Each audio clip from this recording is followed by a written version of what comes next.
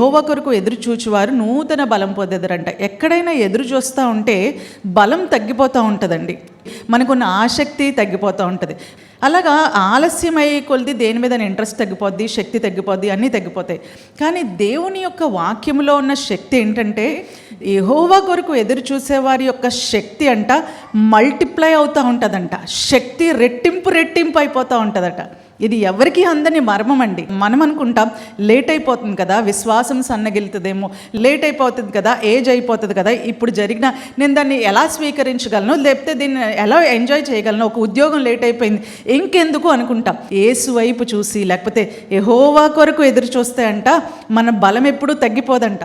మనకు ఆలస్యం అయ్యేటప్పుడు, దేవా నువ్వు ఏదో ఒక కార్యము నా జీవితంలో తప్పనిసరిగా చేస్తావు, నా జీవితంలో ఈ వాక్యము నాకు ఇచ్చావు, ఈ వాగ్దానము నాకు ఇచ్చావు, నేను నీ వాక్యము పట్ల నీ పట్ల విశ్వాసము కలిగి ఉన్నాను, నాకు తప్పనిసరిగా జరుగుతుందని యెహోవా కొరకు ఎదురు చూసేవరకట బలము రెట్టింపు అవుతుందట.